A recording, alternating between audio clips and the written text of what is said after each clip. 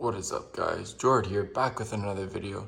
Today I will be discussing why you should not buy an Intel Mac in 2021 going into 2022. Let's go. All right, to start off this video, why is it not worth buying an Intel Mac? Well, in terms of battery life, that's one of the reasons why I would start avoiding almost any Intel Mac. I'll get into it later which ones I might recommend, but the battery life is not as good because Apple has their new M1 chip Max, and the battery life is much better from what I've heard and I've seen in tests and videos and all that kind of stuff.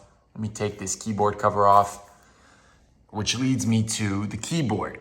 If you like the keyboard on your laptop, depending on the user, most people don't like the butterfly keyboard. This is not the butterfly keyboard here, but it's the scissor switch that they refined on the 2019 MacBook Pro 16-inch. But there's a more refined version with the new MacBook Pro. So they killed the touch bar, which I personally don't like. I would rather not have it and have function keys along the top. But it's a personal preference as well. So do you like the keyboard, the butterfly, or this scissor switch? The scissor switch is nice, which only the most recent Intel Macs have, and the M1 MacBook Pros have, or MacBook Air, whichever models you choose. So next comes down to heat. These MacBook Pros heat up like crazy. So depending on what you're doing, they often heat up a lot. The fans go off or they just get really hot. That's something that I've heard that isn't a huge issue at all or anymore on the MacBook Pros, MacBook Airs, M1, which is pretty good, honestly. So, there's another thing that I can say I don't recommend about these MacBook Pros or MacBook Airs, depending on what you're looking for, is the ports. Let's get into it. You have two USB-C ports on this side, a headphone jack, followed by another two USB-C ports on this side, which I've been using a MacBook Pro for a few years, and I found that, you know what, the ports, they're just annoying because nothing works on this thing with the ports. Like when you look at the newer ones, like the new MacBook Pros, the 14 and 16 inches that came out this year, they have like much more, I guess, future-proof ports, which sounds weird because like they brought back old ports and old things that they thought we didn't need. So getting into that, they brought Magsafe back. So there's a new generation of Magsafe on the MacBook, the Pro models for this time being. Maybe it'll come on the Air later. But on the MacBook Pro, you finally have Magsafe again. They brought back the card reader, so the SD card reader. They brought back HDMI, so you'll have three USB-C ports, one Magsafe for charging. You got SD card and HDMI, which that's fantastic.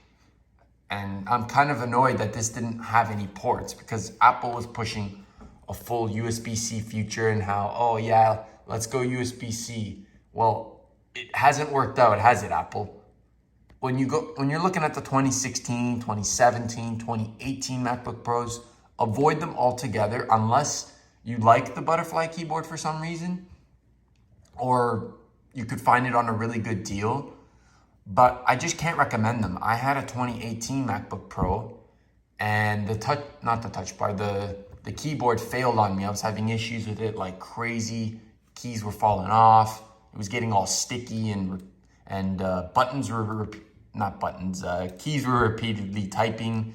So like commonly like the E and I think the R and the W, stuff like that were repeating. So I'd be typing one of them and I'd get like 3 or 4 E's out of nowhere. So thank God that issue solved on the newer ones. But this poses a question: if you're looking for a MacBook Pro in the used market, the refurbished market, or what else, the brand new market.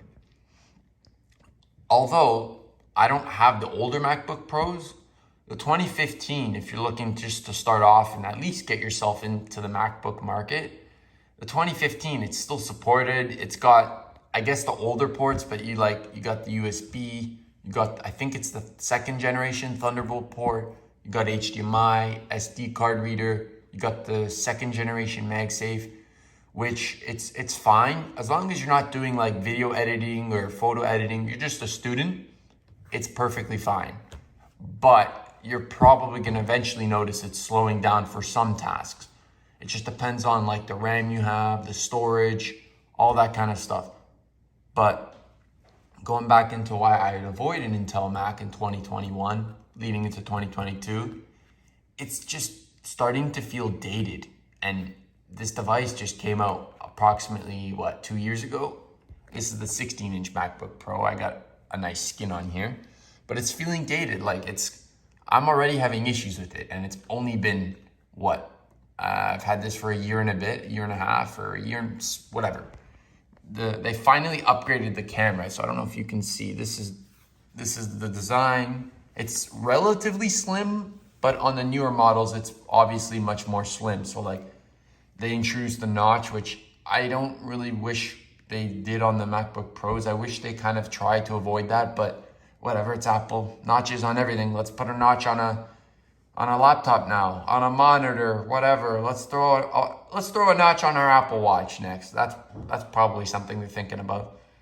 But that's something I'm not a fan of. But in terms of day-to-day usage, you may not notice the difference until you start opening like multiple apps or like gaming, video editing. Like depending on your usage, like most people may not notice until they really start digging into the device. Like I've heard when you like put the device into sleep and wake it, like let me try that. Let's do that real quick. The Intel Macs take quite a while to like wake up. Okay, that didn't take a while, but for me it usually does. Let's see if I can do it. Sleep. I'll leave it for a little bit. But I've heard they take a decent little while in terms of like wake time, which I've noticed sometimes it takes like 10 seconds to resume, which it's fine, completely normal, like nothing's wrong with that. But I've heard the M1 MacBooks are like way faster when it comes to like resuming the state of when you're using it. Let me know what you think. Would you buy a 2016 MacBook Pro or MacBook Air? Like, what MacBook do you have? Like, I really would not recommend any butterfly keyboard MacBook Pros or Airs.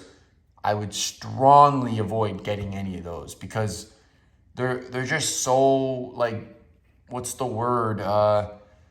They're so limited, like the keyboard, the flaws. Some of them have, I don't know, failing components. I'm not sure which models. I have to look that up, or you'd have to look that up, but it's hard to recommend because back when the 2016 MacBook Pros came out, you had actually pretty good laptops that you could still recommend, like 2015, 2014, 2013, 2012. Those are still fairly good devices for the time. Now they're not supported on the like most recent OS. It like depends on what you want to do. All right. See? I mean, it's not that slow to wake, but it's fine. But overall, would I recommend this? Definitely not. Like unless you can find a 16-inch MacBook Pro, 13-inch MacBook Pro, or MacBook Air for a really good deal, I would recommend spending the extra, $100, couple hundred, like on a M1 version or M1 Pro or whatever version you're planning on getting, because this is just feeling dated. Now that I look at the specs of the most recent MacBook Pros that came out, like if you find this for around half the price somehow, you could argue it's worth it. But the problem is, the MacBook Airs and the MacBook Pros will probably be in a similar price range to this. So it's just hard to recommend almost any Intel Mac. Unless you don't care about specs and you don't care about performance, then go ahead and buy it, or battery life. But even the display, it's so much better on the MacBook Pros. You have You have the 120 hertz refresh rate. You got the, I think it's mini LED. Correct me if I'm wrong, but that's what I recall hearing about it. 120 hertz, mini LED. You got I think it's 1000 nits brightness, which is extremely bright. It's like an iPhone in brightness. But anyways, I hope I'm not rambling too much. I hope you like this video. Leave a like, leave a comment. Most importantly, subscribe. What MacBook Pro do you have? What MacBook Pro are you planning on upgrading to? And if so, let me know, and I can try and help you out and give you some suggestions. Anyways, cheers.